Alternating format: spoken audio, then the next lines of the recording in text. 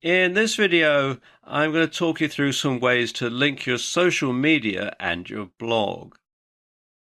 Now, for the purposes of this video, I'm going to assume that you have a WordPress blog because that's the most popular blogging platform. If you have a different type of site, then what I'm going to explain in this video is still possible to do. It's just going to be a lot more difficult. But if you have a WordPress site, then what I'm going to explain here is actually going to be quite simple. Now, there are several reasons why you would want to link your social media and your blog. First of all, it makes sure that your blog never looks tired. And it saves you from having to update it quite so often, because once you update your social media, you update your blog at the same time. Now, the more often your blog gets updated, the more often it gets crawled by search engines. And that increases its position in the search engine ranking positions, otherwise known as SERPs. Now, the first one that I want to tell you about is how you go about adding your latest tweets into the sidebar of your blog. Okay, the first thing to do is to log into your WordPress dashboard. Come over here to where it says plugins, and then click here where it says add new.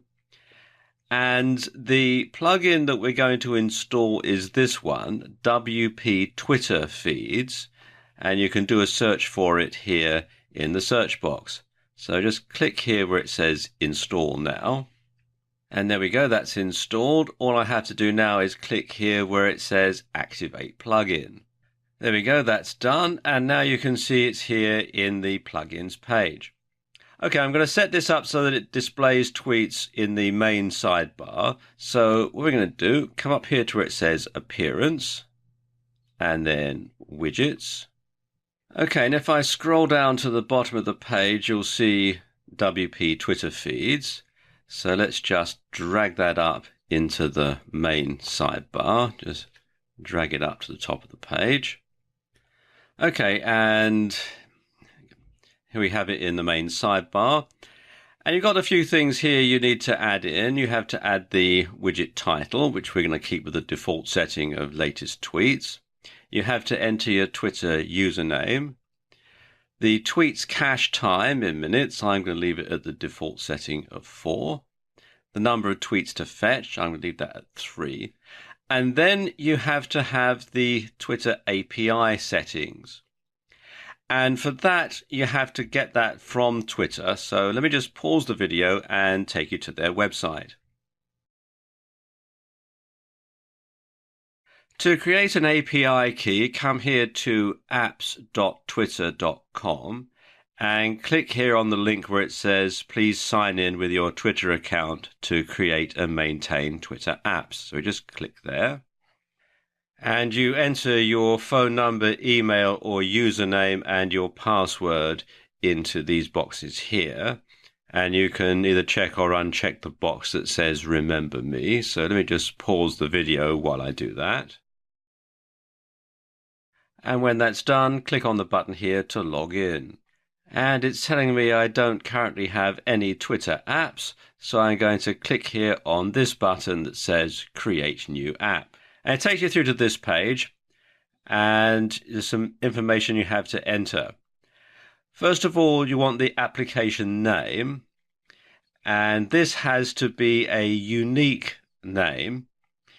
It mustn't contain the word Twitter, and it must be different from every other application name that there is out there, which is quite a tall order. So what I usually do is enter my website URL, or the first part of it, and a number, and that will mean that it'll be a unique name. So let's just enter that in. Then you have to enter the description, and this isn't publicly available. It's just something that will show up if you log in again and need to create another app. So it's just for your own memory jogging, really. And then you also need to enter the website URL, and this has to be the full URL of the website, including the HTTP. Then you have the callback URL. And in most cases, like the one that we're going to use here, you don't need to enter anything into this field here. You can actually leave this blank. So let's just enter this other information in. And when all that is done, you have to scroll down and agree to the developer agreement. It's all sort of fairly straightforward.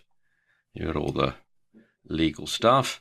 So you check the box that says, yes, I agree. And then you click here, create your Twitter application. And there we go. It's telling me that my application has been created and it's got the application name.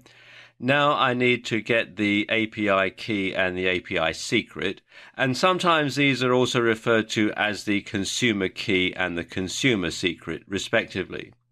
So to get those, I need to click on this tab here that says Keys and Access Tokens. And you can see we've got the consumer key and the consumer secret. And what I need to do now is to copy and paste these into the application. So let me just pause the video while I do that. Okay, that's pasted in. You'll notice though there's another couple of things that you need to fill out, the access token and the access token secret. And to set that up, it's a separate operation back on the Twitter website. Scroll down to the bottom of the page and click on the button here that says Create My Access Token. And it's saying my application access token has been successfully generated. So if I just scroll down to the bottom of the page, you can see we have it here. So let's just copy and paste this information. And that's done. One thing about the access token, it is hyphenated, and on some monitors you'll find that it is on 2 lines when you get it out of the Twitter website. You want to make sure that you get it all, so sometimes you might need to make sure that you get the top line and the bottom line, but it all goes in the same place here on your website. Okay, let's just scroll down a bit. You can also show Twitter intents or hide Twitter intents text. The style, you can have list or a slider. I'm going to leave it at list. You can have a circular avatar image, display the avatar image, exclude quoted replies, show a go after the time, and you can set Twitter like short time or screen time. You can show the widget border, and you can have a different theme if you wish. I'm going to leave all this at the default settings and just click here on Save.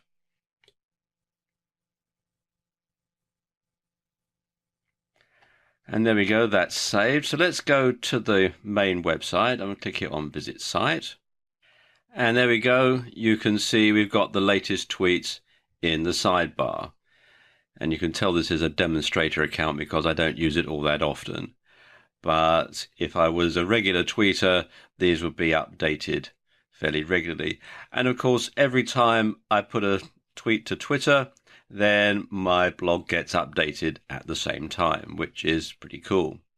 One way to make sure that you get more engagement between your blog and social media is to ensure that your site is easy to share.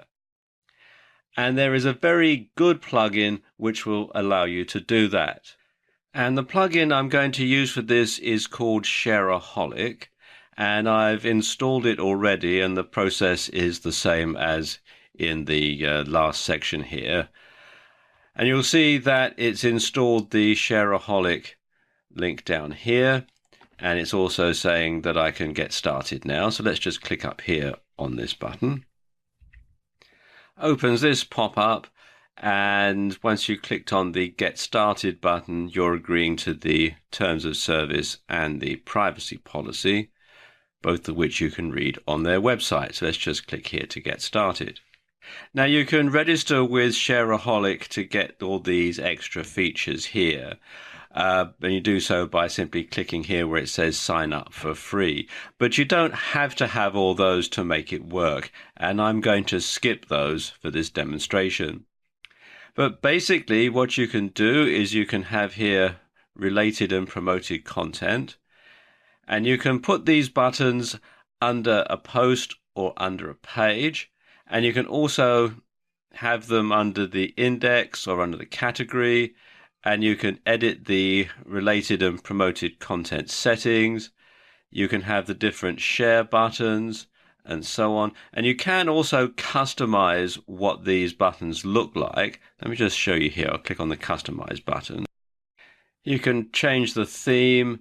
You can change the number of posts, and this gives you an idea as to what it will look like when they show the related content underneath your page or post. Okay, you should click on Save Settings if you've changed it, or just click up here on the X if you haven't. I haven't, so I'm just going to click on the X. You can also edit the share button settings, so we just click on that. Opens up this pop-up window, and all this is fairly straightforward, but there is one thing that I will show you, which is the follow buttons.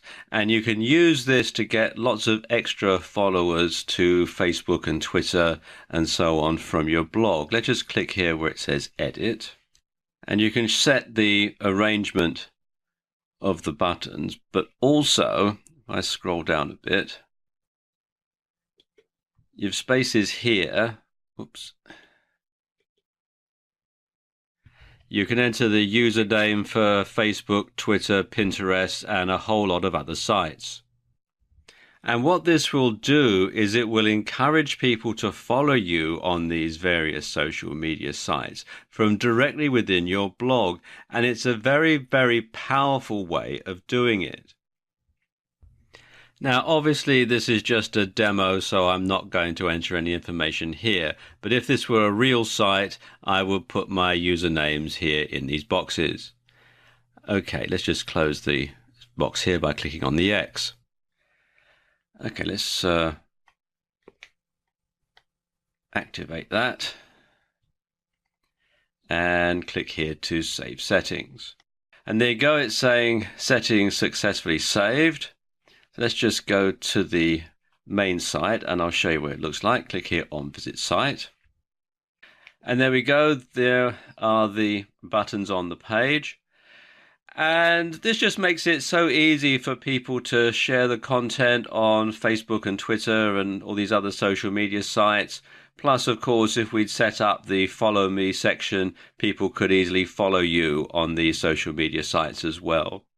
So there you go, just 2 ways that you can link your social media and your blog to get the best out of both of them.